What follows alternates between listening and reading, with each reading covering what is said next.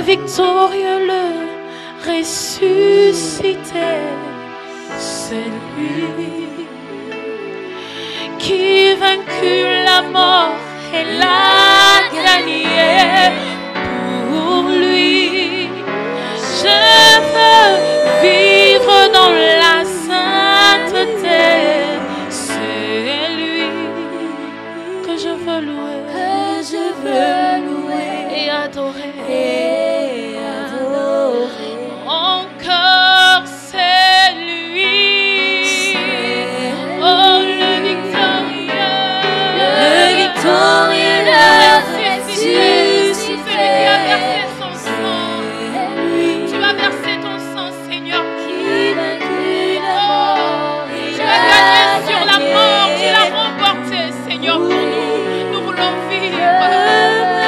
Nous voulons activer cette alliance, Seigneur, oh Dieu, que tu as tissé avec nous sur la croix.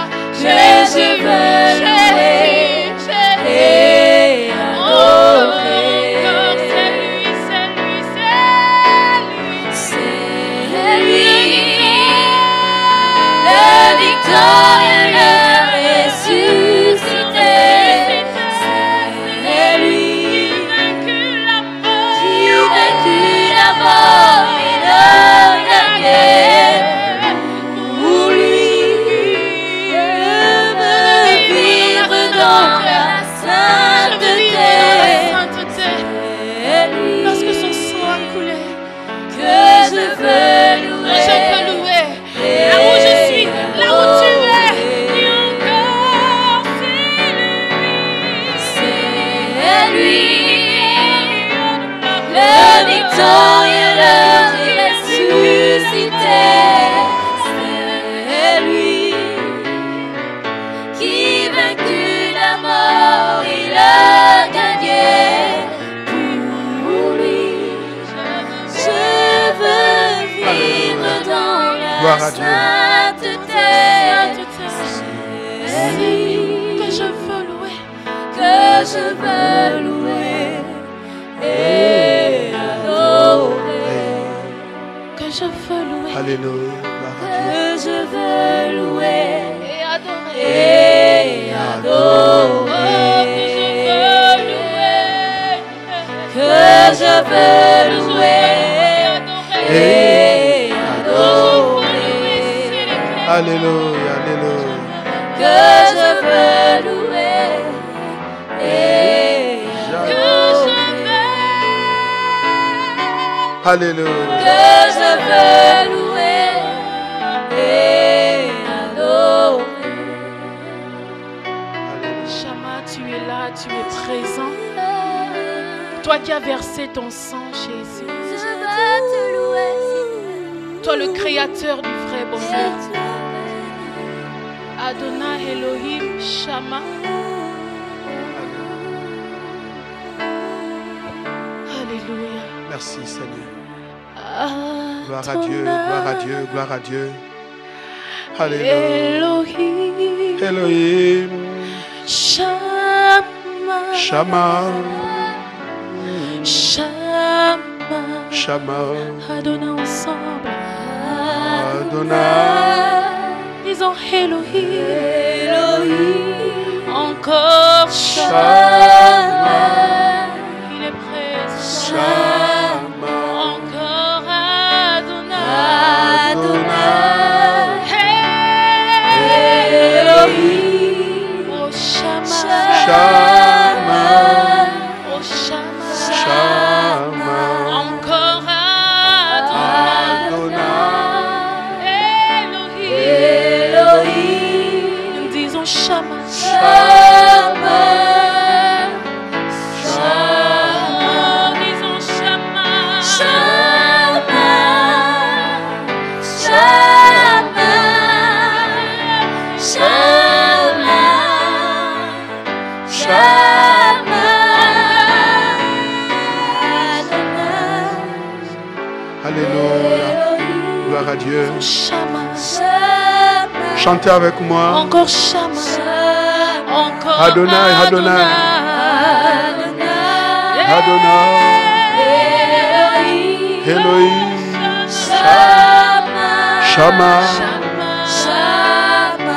Adonai.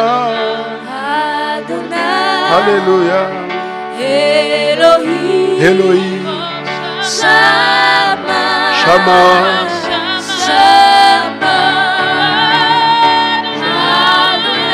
Alléluia. Elohim. Shama. Elohim. Elohim. Shama. Alléluia. Gloire à Dieu, gloire à Dieu, gloire à Dieu. Alléluia, gloire à Dieu. Nous voulons te dire merci, notre Dieu. Merci pour le culte de ce soir. Merci pour la grâce que tu nous fais. Merci de bénir des milliers d'internautes, ceux qui nous suivent en direct. Merci, Seigneur Père éternel, de fortifier, de guérir, de protéger, de rassurer. Merci pour ta présence, Père éternel, partout où ils sont. Seigneur, tu as dit que je serai avec vous jusqu'à la fin du monde. Que cette parole agisse puissamment dans la vie, Seigneur Père, de tous ceux qui nous suivent et de ceux-là, Père, qui entendront ce message. Seigneur, ô Dieu, quel que soit l'endroit et quel que soit le moment. Au nom de Jésus-Christ de Nazareth. Amen. Nous voulons vous bénir encore de la part du Seigneur. Vous êtes merveilleux et nous pensons que nous allons passer avec vous des temps de bénédiction. Je vous invite à partager ce message, partager de telle sorte que vous soyez en bénédiction. Vous savez, dans ce moment de confinement, il est très important de penser à celui qui est certainement loin, en lui apportant un réconfort à partir de ce message. Donc partagez-le et faites des commentaires qui vont nous permettre également de nous rassurer que nous sommes là comme des serviteurs qui sont fidèles à leur tâche pour vous bénir. Que Dieu vous bénisse. Vous êtes merveilleux. Depuis pratiquement 3 semaines aujourd'hui, nous pouvons sentir votre chaleur, quoique étant loin, mais près du cœur. Alors, saluez vos voisins, saluez par des gestes et des signes, parce que nous sommes dans le confinement. Il n'est pas donc autorisé de saluer avec la main. Donc, vous pouvez juste faire un geste de sympathie à votre voisin. Envoyez le message, partagez, et puis à partir de là, saluez les autres. Et nous sommes dans cette plateforme pour se faire mutuellement du bien. Merci pour vos encouragements et vos prières. Que Dieu vous bénisse. Nous allons donc, dans le cadre bien sûr de ce que nous avons annoncé, aborder un thème important sur comment activer l'alliance. Donc, l'activation de l'alliance. L'alliance est une partie, ou encore l'alliance est un contrat.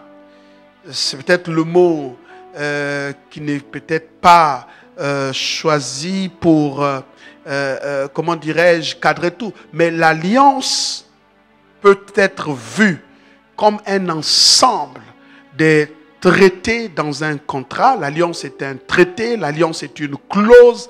L'alliance est donc un engagement bilatéral entre deux parties. Alors, donc, ça dépend. Les signataires de l'alliance, ça peut être 2 nations, ça peut être 2 personnes, ça peut être l'homme et Dieu, Dieu et l'homme, qui peuvent entrer en alliance. Dans l'alliance, vous devrez donc savoir, celui qui est en alliance a des droits, il a aussi des devoirs. Alors, si vous êtes en alliance avec une personne, vous devrez savoir que dans cette alliance, vous avez des droits, vous avez aussi des devoirs. Les droits, c'est ce qui vous amène à jouir de l'alliance. Donc, ce qu'on vous donne comme bénéfice de l'alliance. Les devoirs, c'est ce que vous apportez dans cette alliance. À l'exception de l'alliance que Dieu a faite avec nous, dont lui-même est l'auteur l'auteur de l'alliance et encore celui qui est l'initiateur de l'alliance. Et dans cette alliance, lui qui a élaboré le traité. Donc vous comprenez que Dieu a tout apporté. Il nous a simplement introduit dans l'alliance. Il est vrai que même dans l'alliance de Dieu, j'ai donc aussi des devoirs en termes de bénédiction parce que Dieu me bénit dans le cadre de l'alliance. Mais aussi j'ai des devoirs en termes d'obéissance. Donc je dois, pour jouir de cette alliance, continuellement être dans une perspective d'obéissance. Donc l'alliance telle que nous voulons signifier, et c'est donc dans ce cadre-là que Dieu nous apporte sa protection, que Dieu nous apporte ses bienfaits, que Dieu nous apporte comment dirais-je, ces bénédictions dans ce cadre, parce que nous sommes en alliance avec Dieu, et donc ce qui est à lui, alors il les met à notre disposition. Par voie de conséquence, pour jouir et continuer de jouir des effets de l'alliance, je dois demeurer dans cette alliance par l'obéissance. Je dis bien par l'obéissance. Alors nous allons voir le caractère de cette alliance, puisque nous choisissons de parler de l'alliance entre Dieu et les hommes, et donc de cette alliance qui a été ratifiée par la mort de Jésus-Christ à la vie, et plutôt à la croix. Donc cette alliance peut nous apporter énormément de choses. C'est cette alliance qui nous distingue. C'est cette alliance qui nous rend particuliers.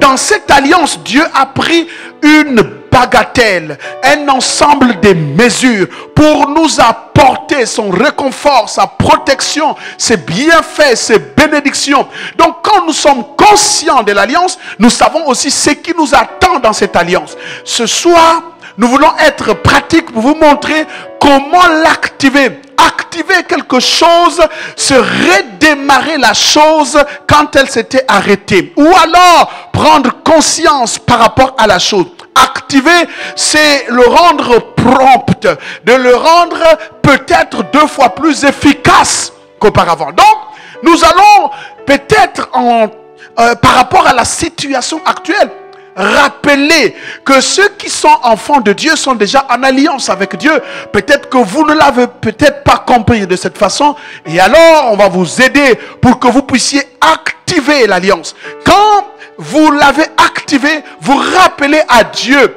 les devoirs qui sont les devoirs de Dieu à notre égard. Alors donc, je vais prendre juste pour vous montrer que l'alliance nous distingue, l'alliance nous rend différents de tout le monde. Vous voyez, s'il y a 10 000 femmes et que parmi les 10 000, il y a une femme qui est en alliance avec un homme, elle peut être parmi ces 10 000 femmes, mais cette femme est mise à part. On ne peut pas la considérer comme une femme lambda. Non, elle est mise à part, consacrée pour un homme. Si on doit venir prendre ces femmes-là, mais elle, on va dire, elle est déjà en alliance. Elle est consacrée à un homme. Elle est mise à part. Donc, en vertu de cela, il y a des choses qu'on ne fera pas à cette femme. Il y a des impositions qui ne viendront pas à cette femme. Pourquoi? Parce que cette femme est en alliance avec un homme. Même si cet homme n'est pas là, on doit la regarder comme consacrée à lui, mise à part pour cet homme qui ne doit plus, elle ne doit plus servir d'un autre usage. S'il vous plaît, en vertu de l'alliance, il y a donc la possibilité de mettre de côté. Et c'est ce que vous devrez donc comprendre. Nous sommes dans une situation difficile, dans une situation où l'épidémie est en train de faire des ravages. Il est important que nous puissions réactiver la pensée de l'alliance dans notre esprit. Tout à l'heure, vous allez peut-être me poser la question et révérend, comment on va faire? La première chose, découvrons petit à petit c'est quoi ce principe de l'alliance. Jean chapitre 17 verset 14. Jean chapitre 17 verset 14. Jean chapitre 17 verset 14. Alors voici ce que la Bible dit. Dans Jean chapitre 17 verset 14, la Bible dit: je leur ai donné ta parole. Et le monde les a haïs parce qu'ils ne sont pas du monde, comme moi, je ne suis pas du monde. Regardez la suite. Il dit: je ne te prie pas de les ôter du monde, mais de les préserver du mal. Nous sommes dans le monde, mais nous ne sommes pas du monde. Dieu dit, Jésus qui prie dit, tu ne les enlèves pas du monde. Il y aura des épidémies dans le monde. Il y aura des catastrophes dans le monde. Il y aura des choses dans le monde. Mais étant donné que nous ne sommes pas du monde en vertu de l'alliance, Christ par sa mort nous a mis de côté. Alors il demande à son Père de ne pas les enlever du monde. Ils ne seront jamais vaincus par le monde parce que lui-même a vaincu le monde. Ils sont dans le monde, mais ils ne sont pas du monde. Parce qu'ils ne sont pas du monde, les choses du monde n'auront pas de l'effet sur eux. C'est ça l'alliance. Ça veut dire que nous pouvons être dans un endroit où les choses se passent, mais nous avons été mis à part. Nous jouissons d'un traité d'alliance. Dans le traité d'alliance, Dieu s'engage de nous protéger. Dieu s'engage de nous préserver. C'est pourquoi Jésus dit, je ne te prie pas de les ôter du monde, mais de les préserver du monde, de les préserver du mal. Mesdames et messieurs, en vertu de l'alliance, même si vous êtes dans le monde où les choses se passent, mais Jésus avait déjà prié. Et c'est Jésus qui a dit, je sais que tu m'exauces toujours. Donc Dieu a exaucé cette prière de Jésus qui demande à son Père de nous préserver du monde. Quand l'épidémie va continuer à s'abattre, je prie Dieu qu'il te préserve. Je prie Dieu qu'il se souvienne de la prière de son Fils exaucée déjà, qui te met à part, de telle sorte que ces épidémies n'ont aucune valeur, n'ont aucune force contre toi. Deuxième chose que vous devrez savoir dans l'alliance, le principe, c'est que, regardez le verset 16. Le verset 16 nous dit ceci: ils ne sont pas du monde, comme moi, je ne suis pas du monde. Et nous ne sommes pas du monde.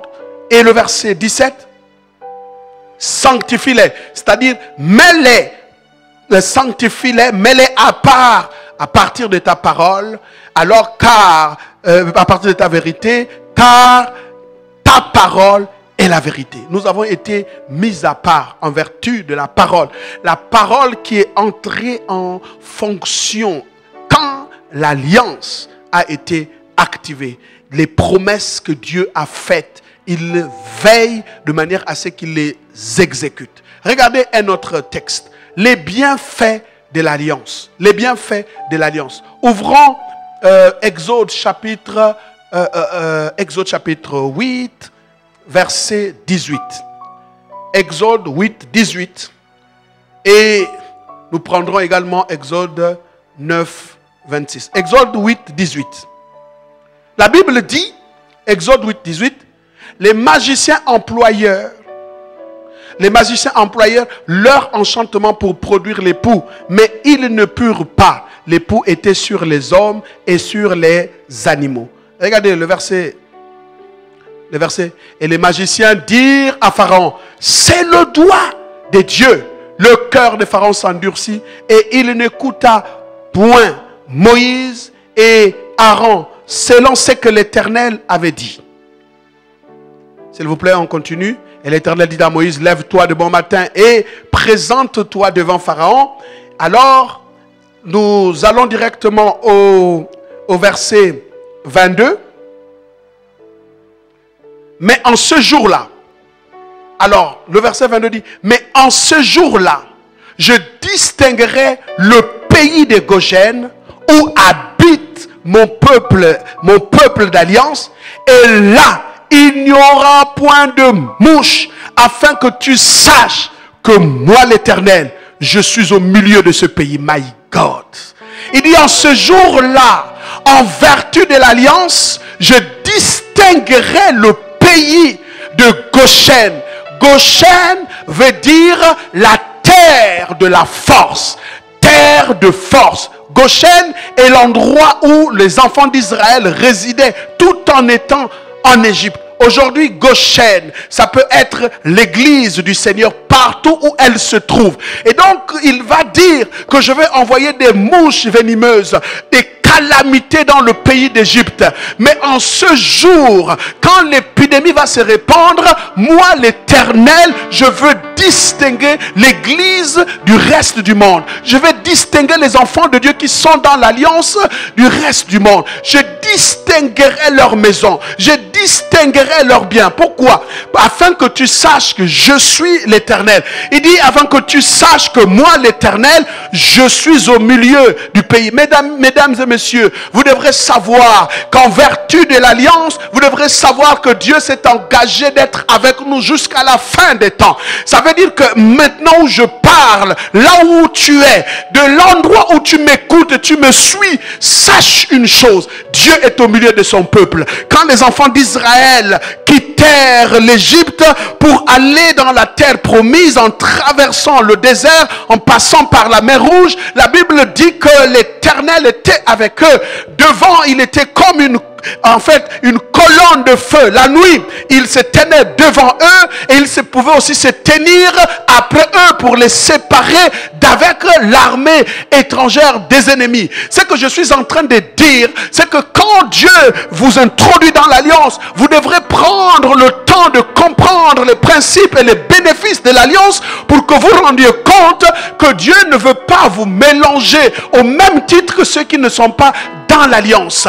Dans l'alliance, il distingue ta maison. Dans l'alliance, il distingue ta famille. Dans l'alliance, il te distingue. Dans l'alliance, il dit, je suis l'Éternel et je suis au milieu de vous. Je suis dans le pays. Même si nous ne sommes pas dans le monde, notre Dieu est dans le pays. Notre Dieu est dans le monde. Notre Dieu se souvient de l'alliance. C'est pour ça que nous pouvons nous rappeler des principes de l'alliance afin de comprendre que les plaies qui pourront s'abattre si nous avons l'alliance, Dieu nous distinguera. Et je veux dire une chose, parce que tu es dans l'alliance avec le Seigneur, qu'il va faire la différence. Goshen n'est pas l'Égypte, mais Goshen est dans l'Égypte. Nous ne sommes pas le monde, mais nous sommes dans le monde et nous sommes préservés du monde. Pourquoi? Parce que sur toi et sur moi, il y a une marque d'alliance. Il y a quelque chose, quand l'exterminateur vient, quand il voit cette chose, il peut se rendre compte que l'Éternel t'a mis à part. Si quelqu'un, là où il est, dit Amen, que la bénédiction et la grâce de Dieu viennent sur lui. Je veux prier pour que pendant ces temps, ta maison soit mise à part, tes enfants soient mis à part, tes choses soient mises à part, afin que l'on sache que c'est l'Éternel qui t'a mis à part en vertu de l'alliance avec lui. Que Dieu bénisse ta vie et qu'il se souvienne que tu es en alliance. Souviens-toi, ô Éternel, de Jésus-Christ qui est mort à la croix. L'alliance et ses bénéfices. Troisième vérité. Quand vous êtes en alliance, quand vous activez l'alliance, il faut savoir une vérité. L'activation de l'alliance peut passer par des actes prophétiques. En tant que prophète, c'est quoi un acte prophétique? Un acte prophétique, ce sont des éléments symboliques qui derrière se cachent une vérité. J'explique. Je vais vous donner juste un exemple. Est-ce qu'on peut m'aider?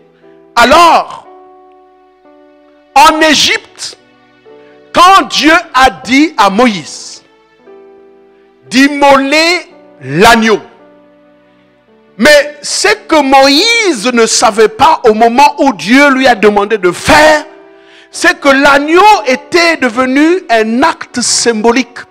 Dans l'agneau qu'il a demandé à Moïse d'immoler en Égypte, comme pour dire qu'il y a deux peuples.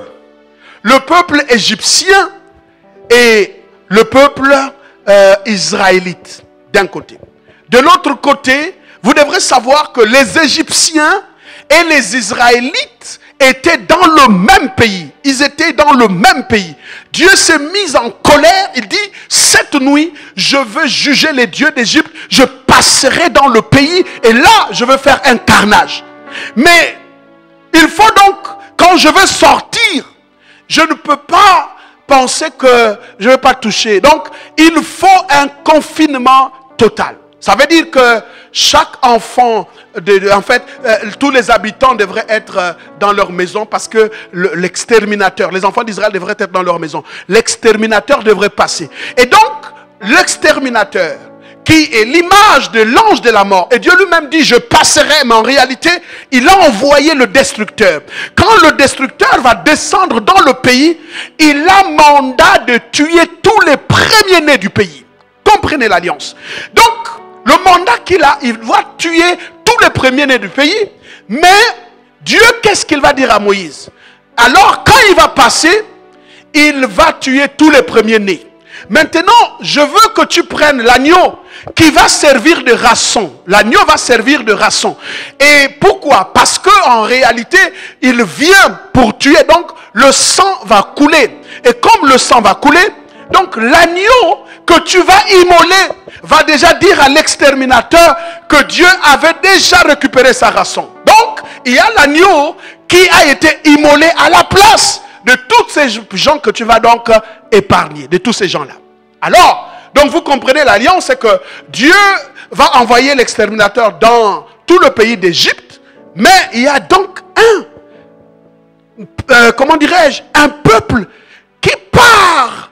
Le truchement du ministère de Moïse va comprendre qu'il faut tuer l'agneau. Donc, ils vont tuer l'agneau et Dieu va leur dire, vous prendrez le sang de l'agneau là et vous allez badigeonner sur les linteaux des portes. Suivez-moi très bien. Alors, il dit, quand je passerai et que je verrai le sang, en d'autres termes, si je passe et que je ne vois pas le sang, alors je veux détruire. Si je vois le sang, je passerai outre. Mais si je ne vois pas le sang, je vais détruire. La problématique ici, c'est que dans le sang, il était question juste que les enfants d'Israël mettent leur foi dans le sang. En mettant le sang sur les portes, ils n'étaient pas sûrs qu'ils devraient être épargnés. Mais quand ils étaient en train de faire, il fallait avoir la foi que Dieu verra ce sang-là. Le symbolique, ça dit que c'était un acte prophétique. L'acte qu'ils ont posé en disant, en fait, à partir de cet agneau, nous comprenons par là que nous avons payé la rançon parce que Dieu est en colère. Donc nous avons payé la rançon. Et donc quand Dieu verra que la rançon a été payée, je passerai outre. Ça veut dire que nous sommes en alliance. J'ai vu le sang. Donc le sang qui a été posé m'a racheté à Dieu d'une certaine façon. Cependant, les Égyptiens n'avaient pas cette consigne. Eux, ils n'avaient pas cette consigne. Pourquoi? Parce qu'ils n'étaient pas en alliance avec Dieu. Et donc, du fait qu'ils n'étaient pas en alliance avec Dieu, sur leur maison, il ne fut pas trouvé une once de sang sur les maisons. Donc, quand l'exterminateur descendait et qu'il voyait dans une maison, il n'y avait pas de sang, c'est la preuve qu'il n'y avait aucune alliance, qu'il n'y avait aucune protection. Alors, l'ange de la mort frappait et tuait tous les premiers-nés de l'Égypte, jusqu'aux animaux. Pourquoi? Parce qu'il n'y avait pas de sang. La deuxième chose, c'est peut-être de se dire, mais si un des Israélites avait dit à un Égyptien qu'on nous a donné les consignes, prends ce sang-là, mets sur ta maison, qu'est-ce qui devrait se passer? Puisque la consigne était claire, je rentrerai dans le pays, je verrai le sang. Ça veut dire que si je vois le sang, je vais épargner la maison. Et la même chose, je vais dire aux gens, que vous devrez savoir que c'est la même consigne jusqu'à preuve du contraire. Quand l'ennemi viendra pour frapper, s'il trouve le sang de Jésus-Christ sur toi comme marque d'alliance, il passera outre. Je prie Dieu que cet événement, que cette épidémie passe outre ta maison, passe outre ta vie, passe outre tes enfants, passe outre ta famille. Pourquoi? Parce que l'alliance doit nous distinguer des autres. Je dis bien, l'alliance doit nous distinguer des autres. Eux, ils ont simplement mis le sang, ils ont mis seulement la foi dans le sang. La question, est-ce que nous avons la foi dans le sang de Jésus-Christ? Comment est-ce qu'aujourd'hui, chacun de nous peut activer l'alliance?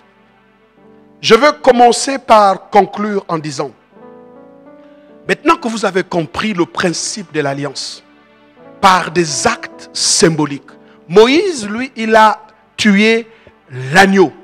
Donc il a posé un acte prophétique. Et à partir de cet acte prophétique, s'est découlée la délivrance. Et donc, maintenant, aujourd'hui, Jésus-Christ vit avec nous de façon invisible, spirituelle. Mais lui-même nous a donné des ordonnances. Le premier texte à lire, regardez. 1 Corinthiens chapitre 5, verset 7. On va aller rapidement. Et ensuite, nous allons lire 1 Corinthiens chapitre 11, verset 23. 1 Corinthiens d'abord, chapitre 1, verset 7. La Bible dit, faites disparaître le vieux levain afin que vous soyez une pâte nouvelle, puisque vous êtes sans levain, car Christ notre Pâque a été immolé. Donc Christ notre Pâque a été immolé. Donc si Christ notre Pâque a été immolé, c'est qu'il a mis à notre disposition deux éléments fondamentaux, deux éléments symboliques. Et c'est ce que nous allons voir, les éléments symboliques en question. Prenons 1 Corinthiens chapitre 11. 1 Corinthiens chapitre 11, verset 1 Corinthiens chapitre 11, verset 23. 1 Corinthiens chapitre 11, verset 23. Les chrétiens doivent saisir la portée spirituelle des actes prophétiques. Ce que nous faisons, c'est un acte prophétique. Quelqu'un, par exemple, Dieu lui dit, écoute, prends, c'est juste un exemple. Alors, il a dit à Ézéchiel, écoute, bon, tu vas prendre tes bagages et des bagages d'un déporté, d'un captif, fais semblant de partir. Alors, quand Ézéchiel a pris les bagages, il a fait semblant de partir et l'Esprit de Dieu a parlé en lui. Ainsi dit le Seigneur, ce peuple ira en captivité. Donc, le geste d'Ézéchiel de faire semblant de partir et qui s'était revêtu des habits des captifs était juste un geste prophétique, mais dont le message était profond derrière. Donc, vous comprenez que c'est très important. Alors, donc, chaque chose symboliquement demandée par Dieu, c'est cache un message divin. Alors, dans ce texte-là, il dit, car j'ai reçu du Seigneur ce que je vous ai enseigné. C'est que le Seigneur Jésus, dans la nuit où il fut livré, prit du pain. C'est clair, il prit du pain. Il prit du pain. C'était le pain. Mais symboliquement parlant, il dit pris du pain, c'était le pain. Mais comme c'était un acte symbolique, la valeur d'un acte symbolique, c'est tout le message spirituel qui se cache derrière. Il prit du pain, la Bible dit, il dit, ayant rendu grâce, le romput, il le rompit et dit, ceci est mon corps qui est rompu pour vous. Faites ceci en mémoire, en souvenir. Ça veut dire que quand vous célébrez ça, symboliquement, vous transmettez un message dans le règne spirituel. Et dans le message que vous transmettez dans le règne spirituel, c'est ce que nous devons comprendre à partir des éléments. Et donc ici, alors le verset 25, il prie encore. De même, après avoir soupé, il prit la coupe et dit, cette coupe est la nouvelle alliance. Vous voyez, donc quand Jésus a pris la coupe, c'était vraiment une coupe. Mais symboliquement, spirituellement, cette coupe que Jésus a présentée aux disciples était effectivement la nouvelle alliance. En d'autres termes, ça venait rendre caduques toutes les autres alliances qui existaient avant. Et c'est la même chose pour dire que c'est une transition. Ça veut dire quoi? C'est qu'à partir de maintenant, l'ancienne alliance est accomplie, elle n'aura plus de sens dans votre vie parce que la nouvelle alliance est venue et mettre fin ou alors accomplir l'ancienne alliance. Et donc vous voyez, c'était juste une coupe, mais le langage de la coupe était fort. Pourquoi? Parce que c'est des gestes symboliques. Des gestes symboliques, ce sont des actes prophétiques. Quand vous le faites, vous devrez d'abord comprendre la signification. Les mystiques et les autres, ils comprennent. Vous allez voir que quand ils font leurs gestes, vous pensez que c'est anodin. Non, ce qu'ils sont en train de faire, c'est exactement un moyen pour eux d'invoquer leur alliance, d'appeler rappeler les esprits.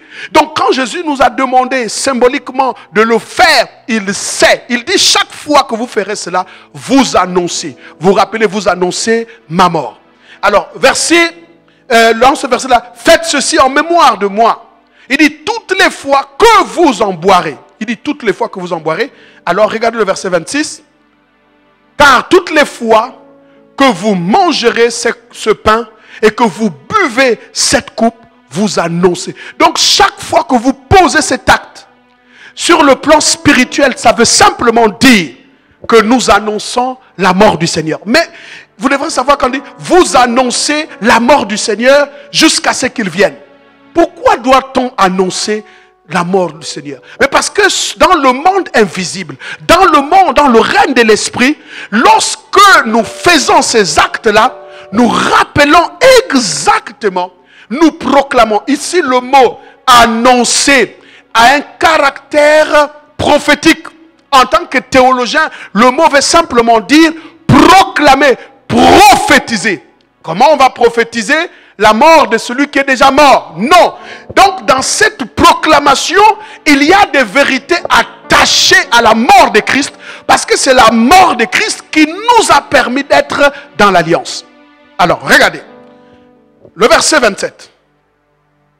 C'est pourquoi celui qui mangera le pain ou boira la coupe du Seigneur indignement sera coupable envers le corps. Donc les deux éléments importants qu'on nous apporte dans les actes prophétiques, c'est le corps et la coupe. C'est le corps et la coupe. Alors donc, nous pouvons nous rendre coupables envers le corps, nous pouvons nous rendre coupables envers la coupe. Donc le corps, c'est plutôt le pain, c'est le corps de Christ, et la coupe, c'est exactement le sang de Christ. Vous devrez savoir que dans les deux choses, quand on parle du sacrifice, c'est le sang. Chaque fois qu'on a parlé dans la Bible sur le sacrifice de Christ, en fait, plutôt sur le sang de Christ, en fait, c'est son sacrifice. Pourquoi? Parce que la Bible dit clairement, l'âme est dans le sang. Or, dans le sacrifice, c'est l'âme qui est expiée. Donc, vous devrez savoir que l'âme est dans le sang. Vous comprenez? Et c'est pour ça qu'on dit la vie de tout être est dans le sang. La vie de tout être humain est dans le sang. Tout être, ça veut dire que de tout animal comme de tout homme, sa vie est dans le sang. Donc le sang est très très important. Ça veut dire quand Jésus est mort, il nous a donné sa vie.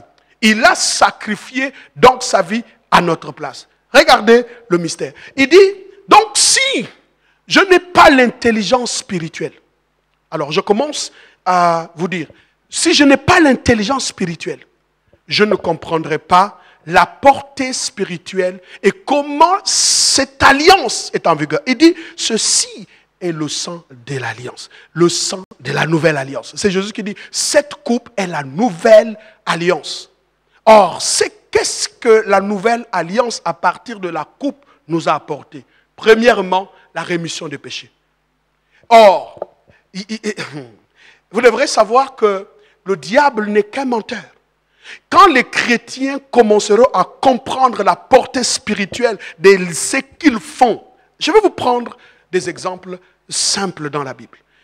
Peut-être pour moi, ce serait intéressant de vous lire ça. Ouvrons, on n'a pas le temps, ok. Donc, ouvrons ensemble. Merci, il me reste 45 minutes. Merci. Alors, donc, ouvrons ensemble Luc chapitre 24. On va lire le verset 13 et le verset 31. Le verset 13 et le verset 31. Le verset 13 et le verset 31. C'est important. Vous avez, le sang de Christ, le corps de Christ, c'est des choses que vous devrez comprendre. Les chrétiens sont malades, simplement parce qu'ils n'ont pas compris. Or, ceux qui ne discernaient pas le corps tombaient malades. Pourquoi? Parce qu'ils n'avaient pas le discernement. En d'autres termes, si quelqu'un est malade et qui comprend la signification de ces choses-là, il vient à la table du Seigneur et le Seigneur est présent. Il est mort, pourquoi? La raison pour laquelle il est mort, c'est pour nous affranchir de tout ce qui veut nous rendre esclaves. Si la maladie veut rendre quelqu'un esclave, mais Christ nous a affranchis, qu'est-ce qu'il fait? Mais s'il a la révélation de ces choses, il peut savoir qu'il n'a plus besoin d'être malade. Il peut être guéri. Pourquoi? Parce qu'il entre en communion avec un mystère. Alors donc, ici, on dit, et voici ce même jour, 2 disciples allaient à un village nommé Emmaüs, éloigné de Jérusalem de 60 stades. Regardez la suite. S'il vous plaît, la suite. Ils s'entretenaient de tout ce qui s'était passé. La suite. Pendant qu'ils parlaient et discutaient, Jésus s'approchait et fit route avec eux. Mais leurs yeux étaient empêchés de le reconnaître. Vous savez, souvent quand on vient autour de la table du Seigneur, le problème c'est que nos yeux charnels nous empêchent d'activer nos yeux spirituels pour voir le Seigneur dans sa présence ici. Et c'est ça qui fait en sorte que les gens viennent à la table du Seigneur sans aucun discernement, sans aucune intelligence. Donc les bénéfices de l'alliance n'entrent pas efficacement dans leur vie. Pourquoi? Parce qu'ils ne comprennent pas les symboles utilisés. Ce soir, je prie Dieu d'ouvrir ton intelligence. Vous devrez savoir, on ne va pas à l'église comme un religieux. On ne vient pas à la table du Seigneur comme un religieux. Il y a tellement de bénédictions et de grâces, mais il faut se connecter au moyen d'une intelligence renouvelée par l'Esprit de Dieu. Eux, ils avaient leurs yeux empêchés de voir. Et la Bible dit, il leur dit, de quoi vous entretenez-vous en marchant pour que vous soyez tout tristes? My God. Vous savez qu'il y a des discours aujourd'hui, on parle du coronavirus un peu partout. Ça rend des gens tristes. Et pourtant, ça devrait être la bonne nouvelle. Et celui qui leur parle, c'est Jésus-Christ après sa résurrection. Il dit, de quoi vous parlez? Vous savez, quand vous vous rencontrez avec quelqu'un qui est sans espérance, qui n'a pas la révélation de la mort et la résurrection de Jésus-Christ, il ne t'apportera pas de réconfort dans ta foi. Bien au contraire, vous en sortirez de cette rencontre tout triste. Il dit, de quoi est-ce que vous parlez? De quoi? Jésus est étonné, il dit, mais en fait, là où vous devrez vous réjouir, la bonne nouvelle est là, mais vous êtes triste. Pourquoi? Parce que leurs yeux étaient empêchés de voir le Créateur, empêchés de voir celui qui est venu pour les délivrer, empêchés de voir celui qui devrait leur apporter quelque chose qu'ils attendaient depuis longtemps. Alors, je vais directement au verset 31, puisque il faut courir après le temps. Alors leurs yeux s'ouvrirent. Mais regardez un peu le verset 30. Qu'est-ce qu'il a fait? Il dit, pendant qu'ils étaient à table avec eux, il prit du pain. Voici le mystère du corps. Quand Jésus a pris du pain et il a rompu le pain, la Bible dit, et après avoir rendu grâce, il rompit le pain et leur donna. Et le verset 31, conséquence, alors leurs yeux s'ouvrirent. Ça veut dire qu'il leur aurait donné du pain et ils pouvaient manger ce pain-là sans discernement. Mais quand il a rompu le pain, il a rendu grâce et qu'il leur a donné, dès qu'ils ont mangé le pain, il y a quelque chose d'extrêmement important qui s'est passé, c'est que leurs yeux vont s'ouvrir, ils vont se rendre compte que c'est le Seigneur, il a disparu. Mais le Seigneur a disparu devant eux. Mais spirituellement, il était devenu plus vivant dans leur esprit que lorsqu'ils ont commencé. Mais qu'est-ce qui les a amenés à vivre cela? Mais bien, c'est parce qu'il a rompu le pain et il a rendu grâce. Mes frères, je vais dire à quelqu'un, il y a des choses sur lesquelles tu ignores. Les promesses de Dieu sont telles. Si tu commences à les connaître, la table du Seigneur, c'est un mystère. Il y a des gens, quand son intelligence est touchée par l'Esprit de Dieu, ils peuvent voir autour de cette table du Seigneur des mystères inouïs, des anges de Dieu, le Seigneur présent. Le problème, c'est que quand nous nous présentons à cette table avec des yeux charnels, c'est pourquoi nous ne vivons pas les bénéfices de l'alliance. Quand tu te présentes, est-ce que c'est le pain tel que se présentait, ou bien derrière ce pain, cet acte symbolique a réellement une efficacité spirituelle? Alors, je vais encore vous le dire. Prenons Actes des Apôtres, chapitre 27. Et je vais terminer avec ça. Juste pour vous montrer, Actes des Apôtres. Je suis quelqu'un qui est dans l'alliance. L'alliance de Dieu. Actes des Apôtres, Je vais dire à quelqu'un, tu n'as pas besoin d'entretenir les discours qui te rendent triste. Non, non, non, non. Viens à la table du Seigneur. David a compris cela. Il dit que quand je passe, écoutez ce que David va dire dans le psaume 23. Il dit, quand je passe par l'ombre de la vallée de la mort, je ne crains aucun mal. Et pourtant, le mal est bien là. Mais il dit, je ne crains aucun mal. Il ne craint pas, il ne craint aucun mal, pas parce que le mal n'est pas là. Mais c'est parce qu'il a la révélation. Mais c'était quoi la force de David? Il dit non, ça dit quand je passe, je sais que l'Éternel est mon berger. Et parce qu'il est mon berger, la Bible dit, il dresse une table devant moi en face de mes adversaires. Il oint d'huile ma tête et ma coupe déborde. Pourquoi David le dit? Parce que David a compris que dans les éléments vétérotestamentaires, il y avait deux choses. Le sang d'abord précédait et l'huile venait par la suite. Quand il dit ma coupe déborde, ça veut dire qu'il y a un débordement de la coupe. Qu'est-ce qui était dans la coupe? C'était pas, comment dirais-je, l'huile. Non, l'huile était sur la tête. Mais la coupe qui débordait, c'est la coupe de la grâce. La grâce, pourquoi? Parce que David avait la révélation que la coupe de Jésus-Christ dans son esprit bien avant. Il dit quand ma coupe, ça veut dire que la coupe de la grâce, la miséricorde de Dieu, ma coupe déborde.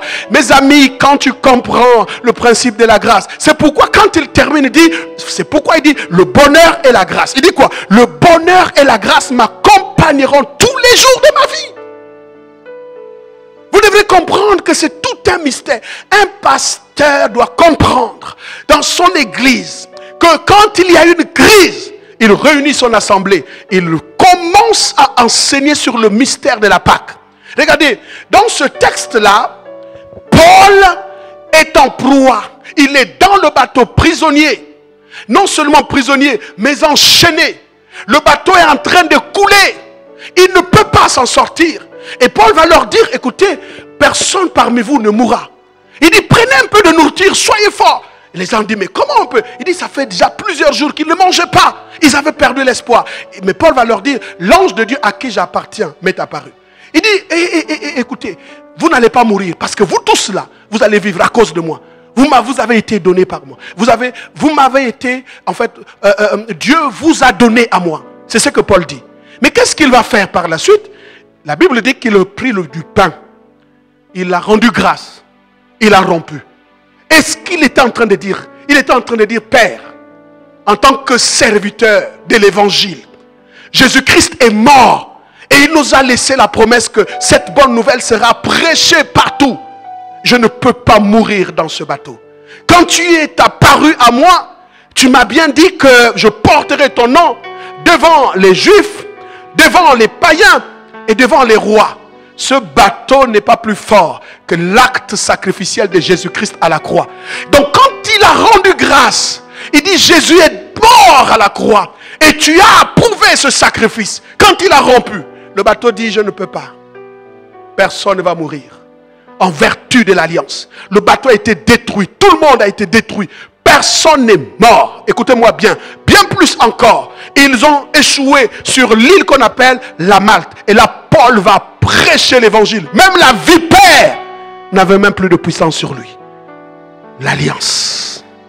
Le pain, c'est quelque chose que vous devrez comprendre. Là, je vous ai juste parlé du pain et de ses effets. Mais je ne suis pas encore entré pour vous montrer que le chrétien, quand il célèbre, entre en communion avec le Christ. C'est comme quelque chose où il dit, tu es émaillé de toutes parts, active l'alliance. Puisqu'il a dit, faites ceci en mémoire de moi. Quand Jésus est mort, il est mort en vertu de quoi? C'est ça le problème. Quand son sang a coulé, quelles en étaient les raisons? Je termine avec ça. Parce qu'il faut bien que je termine. Pour vous montrer que la pauvreté extrême de la théologie de beaucoup de croyants les amène à ne pas vivre les bénéfices de l'alliance. Même quand tu es malade, lève-toi, célèbre la Pâque. C'est pourquoi je fais ces enseignements. Pour que vous puissiez comprendre la nécessité de la Pâque de l'Éternel dans la nouvelle version, c'est-à-dire Christ Jésus qui est notre Pâque. Quand vous avez compris ça, vous êtes plus que vainqueur. Vous êtes plus que vainqueur. Je vais vous dire des choses, vous allez vous rendre compte que mais pourtant c'est écrit dans la Bible, mais pourquoi on n'avait pas compris ça? Mais bien, je vous donne un témoignage, une sœur qui est dans cette ville. il y a des gens qui sont allés faire un sacrifice devant ses affaires. Elle se réveille un matin, un chien a été sacrifié, saboté ses affaires. J'ai dit là, c'est trop. Nous avons l'alliance. Et l'alliance doit parler. Elle est venue me voir, nous avons jeûné, nous avons prié, et puis à la fin de cela, nous avons rendu grâce. On a rompu le pain et on a élevé la coupe. Quand on a fini, c'était la débandade dans les camps de l'ennemi. Jusqu'à aujourd'hui, cette sœur a été épargnée de toutes les catastrophes. Bien au contraire, Dieu a attaqué le camp de ses ennemis. On ne joue pas avec les enfants de l'Alliance. Vous devrez apprendre. Pourquoi est-ce que Dieu m'a demandé d'enseigner ça? D'abord, parce que nous allons récupérer la nation partout, dans toutes les provinces. Nous allons élever le corps du Seigneur. Par la célébration, bien sûr, de la Sainte Seine, on vous expliquera comment est-ce que vous pouvez occuper spirituellement un domaine.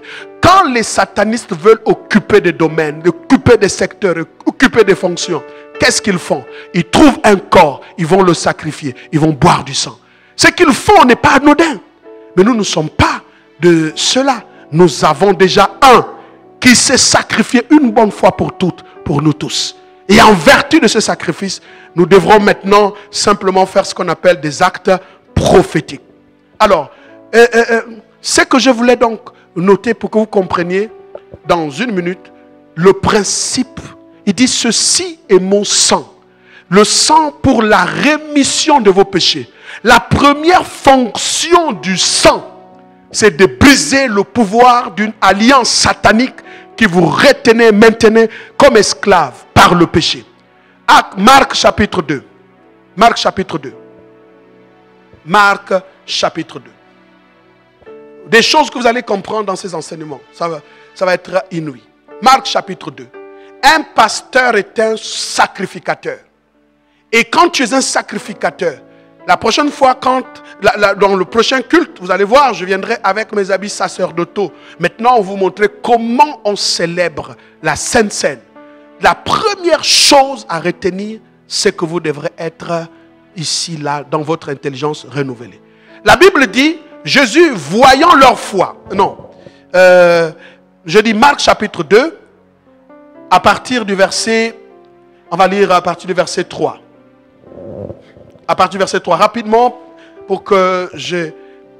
Marc chapitre 2, lisons même à partir du verset 1 jusqu'au verset suite. Quelques jours après, Jésus revint à Capernaum. On apprit qu'il était à la maison. Verset 2. Et il s'assembla un si grand nombre de personnes que l'espace devant la porte ne pouvait plus les contenir. Il leur annonçait la parole. Verset 3. Des gens vinrent à lui, amenant un paralytique porté par 4 hommes. Verset 4. Comme ils ne pouvaient l'aborder à cause de la foule, ils découvrirent le toit de la maison où ils étaient. Et ils descendirent par cette ouverture, le lit sur laquelle le paralytique était couché. Verset 5. Jésus, voyant leur foi, dit au paralytique, mon enfant, tes péchés sont pardonnés. Waouh! Comment il peut leur dire, tes péchés sont pardonnés? Il dit, tes péchés sont pardonnés. Jésus savait de quoi il parlait. Le verset 6. Il y avait quelques scribes qui étaient assis et qui se disaient au dedans d'eux, comment cet homme parle-t-il ainsi? Il blasphème. Qui peut pardonner les péchés si ce n'est Dieu seul? Verset 8. Jésus, ayant aussitôt connu par son esprit ce qu'il pensait au dedans d'eux, leur dit, pourquoi avez-vous de telles pensées dans vos cœurs? Lequel est le plus aisé? Il dit, lequel est le plus aisé? Est-ce que le plus aisé est de dire au paralytique, tes péchés sont pardonnés, ou de dire, lève-toi, prends ton lit et marche? Verset 10. Or, afin que vous sachiez que le Fils de l'homme a sur la terre le pouvoir de pardonner les péchés, je te l'ordonne, dit-il au paralytique, lève-toi, prends ton lit et va dans ta maison. Le verset 12, et à l'instant, il s'éleva et prit son lit. Je vais vous expliquer. Quand ils sont venus, le paralytique était couché. Et on le dépose devant Jésus. Jésus sait, en tant que fils de Dieu, quelle était sa mission. La première chose, il se rend compte que ce paralytique ne peut rien faire tant qu'il est esclave. La première chose, il dit, tes péchés te sont pardonnés. Alors les gens disent, mais comment cet homme peut dire à ce paralytique, tes péchés sont pardonnés? Souvenez-vous, mesdames et messieurs, vous qui me suivez, que quand Jésus se présente avec les disciples pour la Pâque, il prend la coupe, il dit, ayant rendu grâce, il dit, ceci est mon sang, le sang de la nouvelle alliance, qui sera répandu pour la rémission de vos péchés. Donc le principe du sang est aussi le principe de la libération du péché. Ça veut dire que les choses qui te condamnaient, même dans des éléments les plus anciens, à partir du moment où tu dis, Seigneur, en vertu de ta coupe, tu as dit ceci, et ta coupe, et ton sang pour la rémission du péché. Ça veut dire que tout péché, le compteur a 0. En d'autres termes, c'est qui te rend inefficace. C'est qui permet que l'ennemi continue à avoir le pouvoir sur toi. C'est qui t'a paralysé jusqu'à preuve de contraire. C'est la puissance du péché dans ta vie. Mais quand tu prends cette coupe et tu dis, Seigneur, puisque tu as dit c'est la coupe, la nouvelle alliance pour la rémission du péché, aucun péché ne sera encore efficace, compteur à 0. Regardez le mystère. Si le péché est pardonné, c'est que le paralytique va s'élever. C'est pour ça qu'il a dit, tes péchés te sont pardonnés. Mais quelle est la preuve que le péché est pardonné? C'est lorsque le paralytique, il dit, afin que vous sachiez que le Fils de l'homme a le pouvoir. Si le pouvoir du Fils de l'homme, dans le sang, était de nous pardonner le péché, tout paralytique s'élèvera. Je veux prophétiser que les affaires, ta maison, tout ce qui était paralysé, puisque le péché sera rendu inefficace, compteur à 0, c'est qui t'empêchait de se lever, alors n'a plus de pouvoir sur toi, tu te lèveras. Parce que le sang de Jésus-Christ parle plus fort que celui d'Abel. Pourquoi? Parce que c'est le sang d'une nouvelle alliance. Dans la nouvelle alliance, il n'y a plus de paralytiques. Comment on a reconnu Jésus? Parce que Ésaïe l'avait déjà dit. Pourquoi? Les paralytiques devraient s'élever, les sourds devraient entendre, les muets devraient parler, les aveugles devraient voir. Pourquoi? Parce que c'est ça le principe de la nouvelle alliance, pour reconnaître celui qui devrait inaugurer cette nouvelle alliance. Alors quand je comprends cela, je dis, tout ce que le diable veut faire pour me paralyser n'a plus de sens quand j'ai le mystère de la coupe.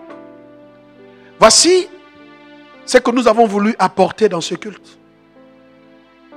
Et quand vous avez compris ça, même si on te dit que vérification faite, le corona est sur toi, tu te lèves. Parce que le corona et toutes ces choses mauvaises sont dans le monde à cause du péché. Et tu dis, cette coupe est la nouvelle alliance. Et cette nouvelle alliance, nous la célébrons parce que dans la nouvelle alliance, ces choses ne doivent plus tenir. Que Dieu vous bénisse. Qu'il vous bénisse alors que vous avez bien compris. Dans le prochain culte de vendredi, nous allons montrer de façon pratique comment on peut célébrer cette grande cérémonie dans les maisons. Que le Dieu que je prie vous bénisse. Et là où vous êtes, vous pouvez bénir le Seigneur, rendre grâce, louer le Seigneur, vous réjouir. N'entretenez pas des discours qui vous rendent tristes comme les disciples d'Emmaüs, mais soyez forts dans votre esprit. Que le Dieu que je prêche vous bénisse.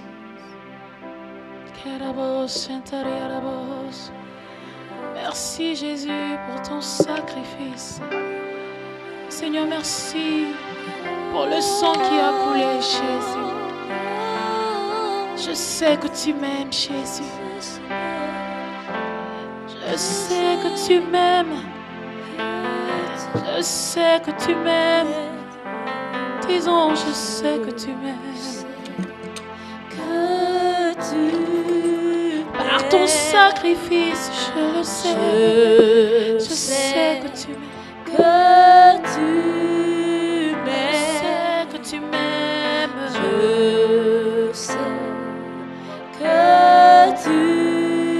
Je sais que tu m'aimes, je sais